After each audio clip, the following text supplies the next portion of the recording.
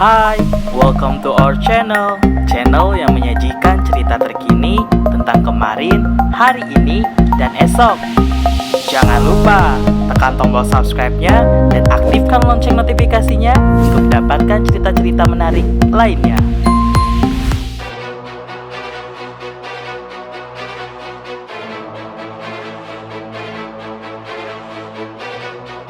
Kontestasi pemilihan kepala daerah atau pilkada serentak tahun 2020 di Indonesia tampak semakin bergerilya.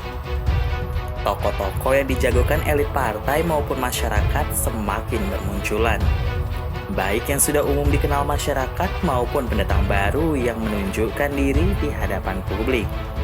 Dalam pilkada serentak pada tahun 2020 ini, pihak KPU akan menetapkan pasangan calon kepala daerah yang lulus seleksi pendaftaran yang dilakukan beberapa pekan lalu.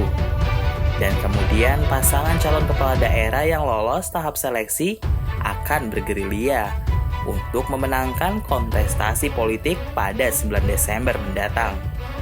Dari perjalanan waktu yang semakin mendekati tanggal tersebut, tentu setiap bakal calon kandidat yang mendaftar di KPU sudah semakin bermunculan di muka publik dengan menampilkan kelebihan-kelebihan yang dimilikinya.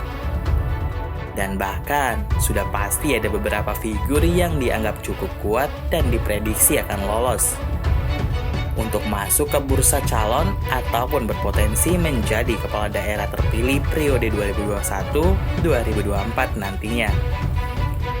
Dalam elit politik sudah dikenal istilah kuda hitam, yakni seseorang yang kurang dikenal pada masa sebelumnya dan kemudian meraih pengaruh besar sehingga bisa memenangkan kontestasi. Dalam hal ini, pilkada serentak yang akan berlangsung pada 9 Desember mendatang, banyak bakal calon yang muncul. Di mana sebelumnya tidak dikenal di kalangan masyarakat dan kemunculannya pun memberikan dampak besar.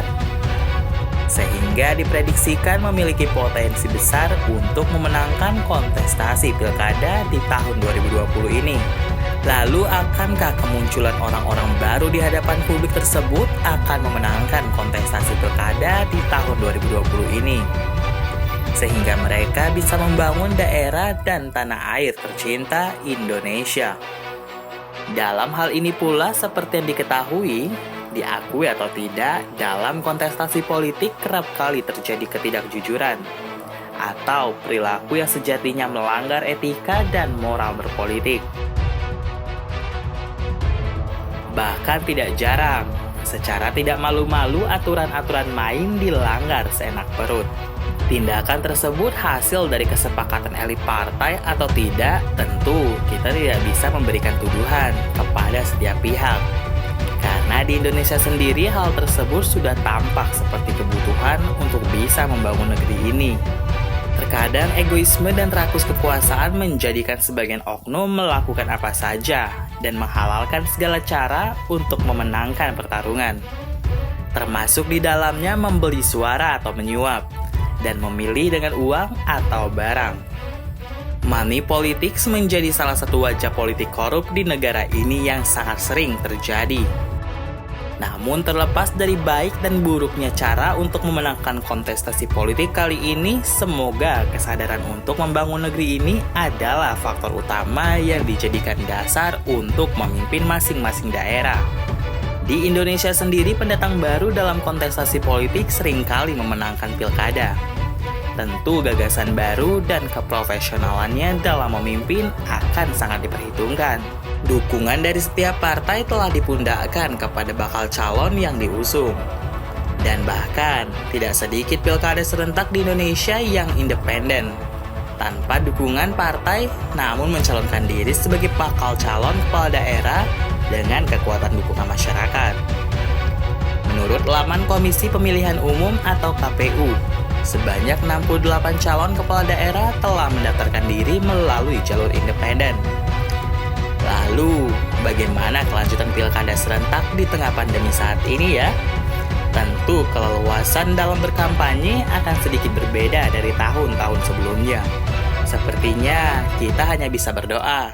Semoga pilkada serentak kali ini setiap daerah bisa menemukan orang-orang yang layak untuk memimpin daerah mereka. sehingga bisa memajukan daerah dan Indonesia tercinta? Berikan yuk tanggapannya di kolom komentar di bawah ini. Dan jangan lupa tekan tombol like, komen, dan subscribe ya bagi yang belum, untuk mendukung channel ini agar terus berkembang. I'll see you guys.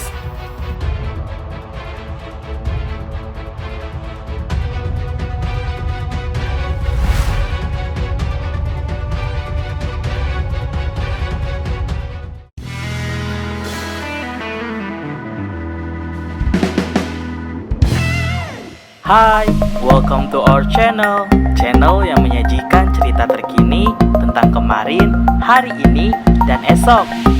Jangan lupa tekan tombol subscribe-nya dan aktifkan lonceng notifikasinya untuk mendapatkan cerita-cerita menarik lainnya.